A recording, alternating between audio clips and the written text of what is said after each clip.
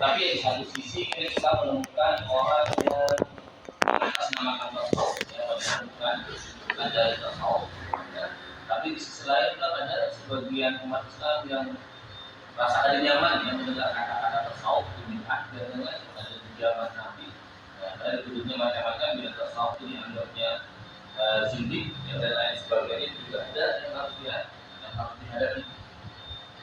Dan tasawuf sama seperti fikih dalam artian dia sebuah ilmu, ya, dia sebuah ilmu yang nantinya harusnya berkembang, ya, harus dibahas lebih detail, kemudian harus disesuaikan zamannya juga, ya, sesuai keadaan juga, sebagaimana fikih itu bisa berkembang juga, tasawuf juga harus ada perkembangan. Nah, mungkin kalau dibahas dari sedikit, tapi menarik di situ bagian dulunya kalau ada kuliah itu akhlak tasawuf, akhlak tasawuf. Nah, kalau itu sebagian kalau tempat kami pada akhlak tasawuf. Padahal samanya maknanya itu sama aja. Akhlak ya tasawuf ya akhlak. Nah, kalau bagian salafi itu lebih senang dengan kalimat akhlak. Belajar menghadapi akhlak, membahas sabar, membahas syukur, ya, memperkuat semuanya. Tapi bagian kita kayak misalkan Mesir atau Yaman itu kebiasaan menggunakan istilah tasawuf. Kalimatnya memang tidak ada di hadis Nabi. Kalimatnya tidak ditemukan di redaksi Al-Quran, tidak ditemukan di hadis Nabi. Cuma yang maknanya itu ada. Maknanya itu. Jadi kalau akhlak itu ada di Al-Quran. Ingat ala khuluqin azim. Itu nanti sandaran kalimat akhlak. Dan kemudian kalau tasawuf itu yang membongkar Al-Quran, membongkar hadis Nabi, ada bakalan ketemu istilah tasawuf tadi. Makanya ada yang mendapat tujuh, ya, ada yang setuju, ada juga yang menyimpangkan tasawuf itu tadi. Nah, cuma tidak ulama meskipun itu ada di hadis Nabi, ada isyarat di ayat Al-Quran, cuma maknanya atau pengamalannya kalau yang dibahas tasawuf itu masalah kebaikan, misalkan masalah sabar, masalah syukur, kemudian ada masalah akwal, ya, keadaan hati, ya, terkadang rasa sedih, terkadang rasa gembira, terkadang rasa hilang perasaan, dan itu akan dibahas. Berarti ini sebuah ilmu pengetahuan yang patut untuk dipelajari, patut untuk dipelajari. Jadi kita akan lebih luas lagi memahami tasawuf ini tadi. Memang kalau orang awam mengerti tasawuf ini ya jadi wali tadi kalau belajar tasawuf di kalau di kuliah ini kan dibahasnya banyak itu. Ya, memang teorinya kalau diamalkan betul-betul diamalkan ya hebat sekali tasawuf itu kan luar biasa hebatnya. Tapi kita membahas bermacam-macam ya yang mempengaruhi dengan tasawuf. Nah, misalkan kalau dia ditakuni orang ya tasawuf itu apa kan? Tasawuf itu apa kan? Nanti tasawuf. Nah, kira-kira jawabannya apa? Belajar apa? Tasawuf. Belajar apa tentang ketujuh baca buku tasawuf, baca kitab tasawuf. Setahun dulu rata-rata kalau saya Kalimantan itu ibarat dengan tasawuf. Dan memang pengajian manapun itu akan ramai mengangkat ini. Kalau mengangkat usul fikih di majelis mana ada ramai. Ada itu yang belajar sejarah dia biasa buka pengajian sejarah silat Nabi secara dulu. Ya, tapi kalau tasawuf itu apa namanya pola pikir kita itu ya tasawuf yang paling tinggi. Karena daerah kita kalau tasawuf nanti rangkap juga dikaitkan dengan hal-hal mistis, ya, hal yang mistis sebenarnya juga kaitannya juga banyak juga yang terhubung lawan. Nah, kata-kata tasawuf itu secara luasannya etimologinya itu ada yang berpendapat diambil dari kata sof ya, sof pertama, sof kedua, sof ketiga. Nah, jadi artinya orang yang bertasawuf itu adalah orang yang selalu terdepan di hadapan Allah Subhanahu wa Ta'ala. Kalau dia mengaku diri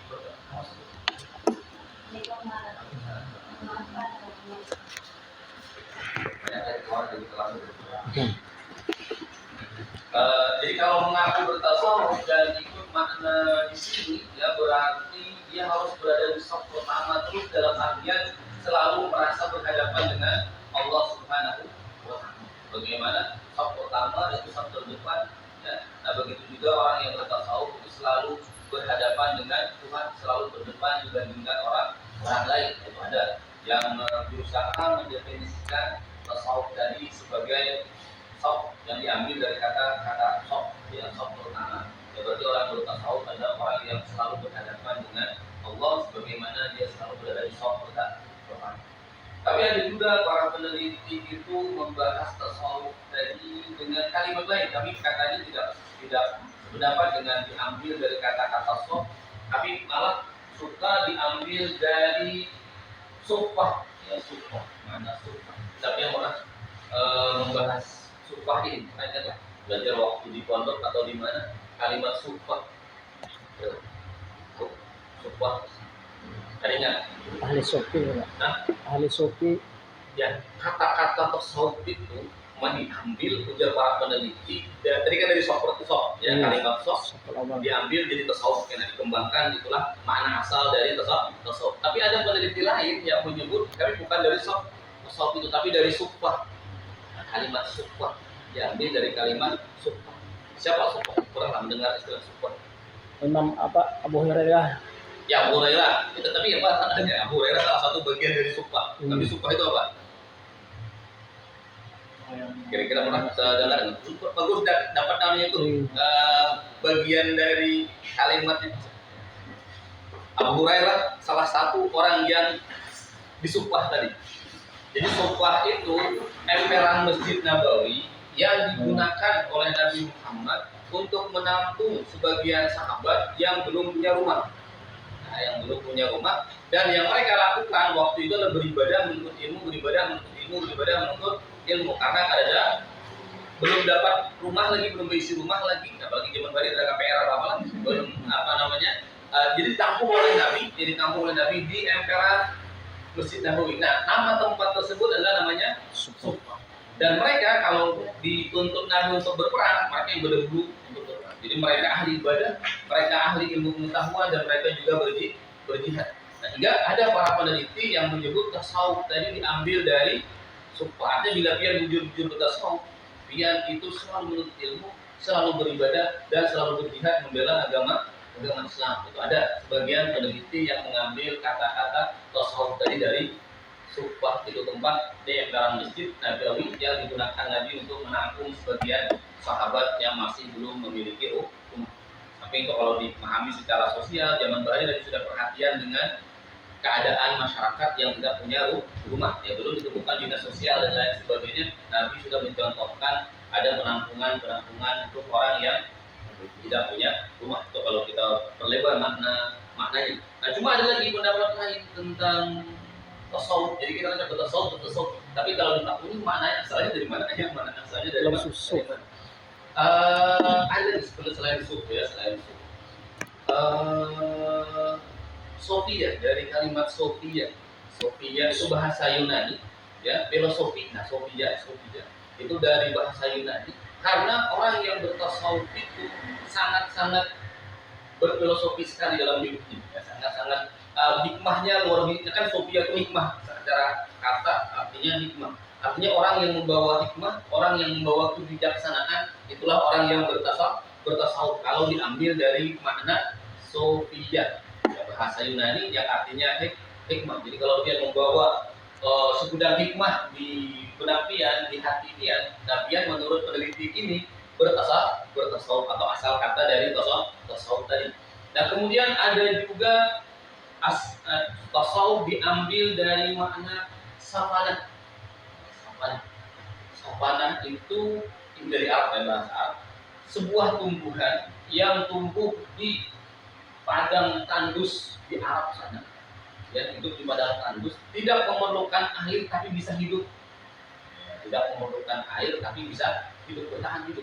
Nah, seakan-akan dari ambilan makna ini, orang yang bertasawuf adalah orang yang sama sekali tidak perlu dunia, ya, tapi dia bisa bertahan hidup. Ya, orangnya sudah anti dunia, Tapi kalau hidup di dunia tadi, ya pikirannya kan ada di dunia, tetapi dia hidup di dunia sebagaimana tadi sebuah tanaman tadi tidak disiram air, ya seharusnya mati, ya seharusnya tidak bisa hidup, tapi dia bisa bertahan hidup. Nah, tasawuf salah satunya kemungkinan dia para peneliti diambil dari as-safanah tadi.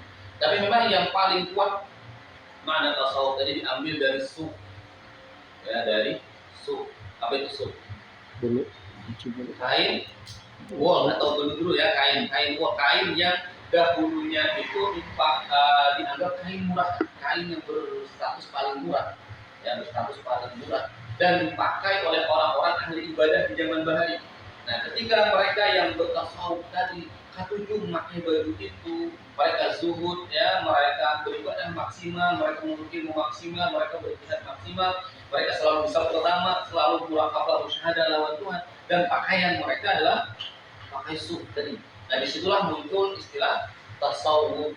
Ya, dan memang yang paling kuat di ulama ini ambilan dari semua penelitian yang paling cocok itu diambil secara bahasa Arab dari kalimat suf.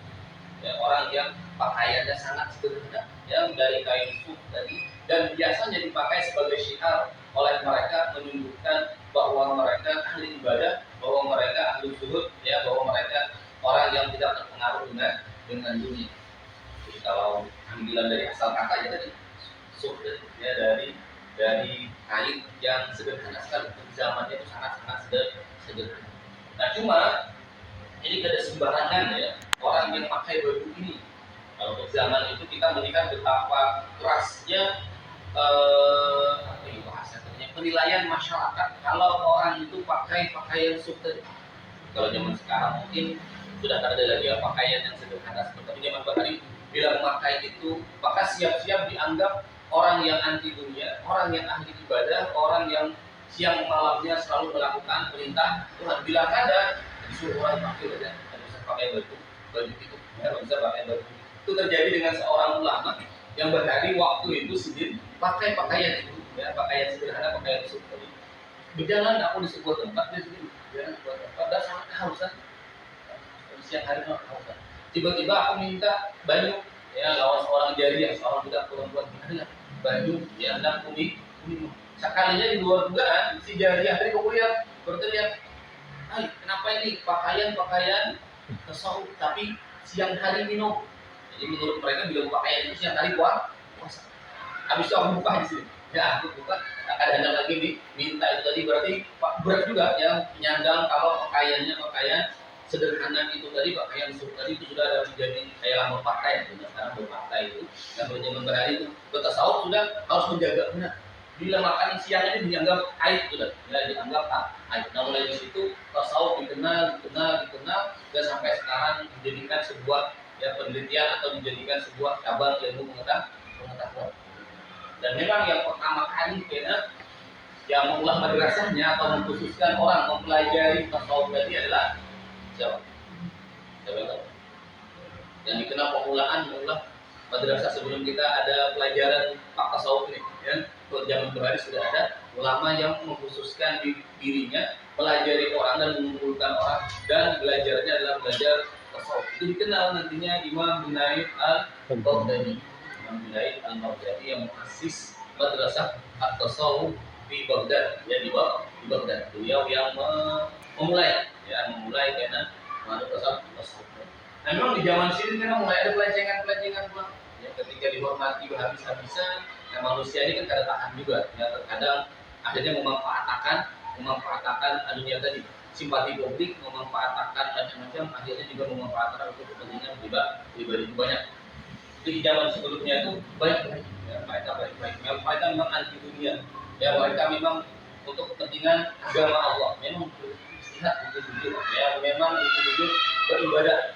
Dan akhirnya itu nantinya membuat banyak ulama juga tertarik untuk mengkaji tasawuf jadi atau belajar secara khusus tasawuf. Tapi ambilannya tetap dari Al-Quran dan Sunnah Nabi, meskipun namanya tasawuf.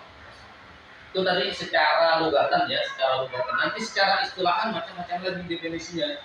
Ya, dari satu ulama dengan ulama lain itu berbeda-beda dalam mendefinisikan tasawuf tadi. Ada yang sangat simpel sekali, ketika orang bertakwa itu sudah bertasawuf kan. Ketika jika orang bertakwa itu sudah bertasawuf. Jadi mudah yang menyatakan bertasawuf atau adanya bertakwa ada, bertakwa ada. Tapi ada juga yang menarik itu mendefinisikan tasawuf secara anunya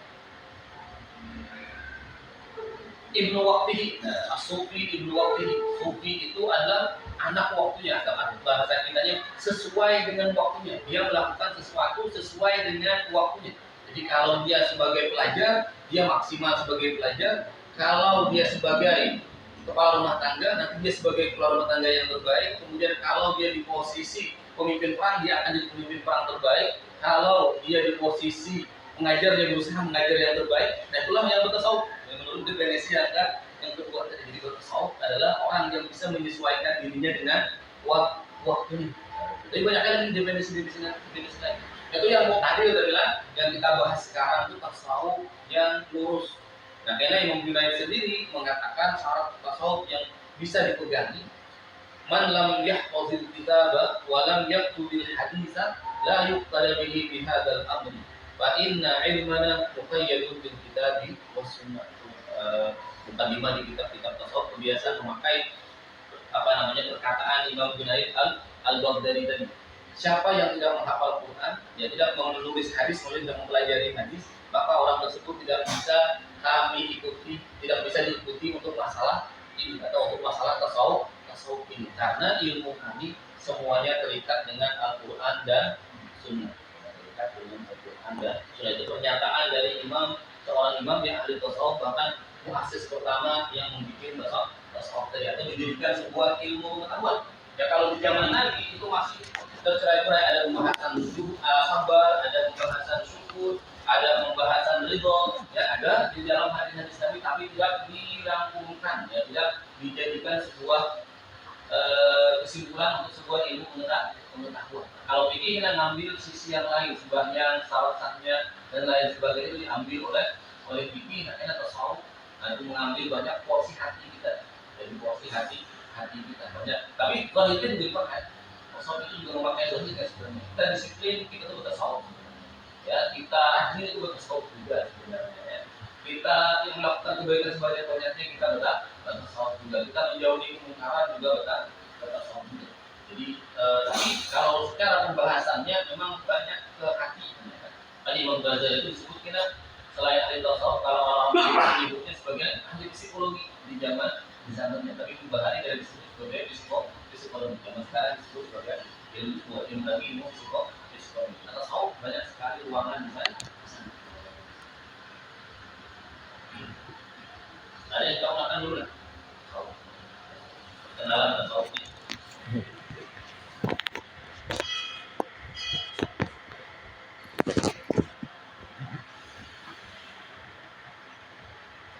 Nah, kalau akhlak yang mudah saja, kalau akhlak tadi ada di Al-Quran ya. Ini setelah itu Bapak menarik itu untuk melihat judul yang kita akhlak tasawuf ya. Tasawuf biasa kami bisa satunya akhlak, ada akhlak atau ada tasawuf. Tapi mungkin tak orang untuk yang salafi lah, ada salafi mungkin salafi lebih senang akhlak ya. Salafi lebih senang akhlak. Kalau tasawuf kita kalau tasawuf itu sudah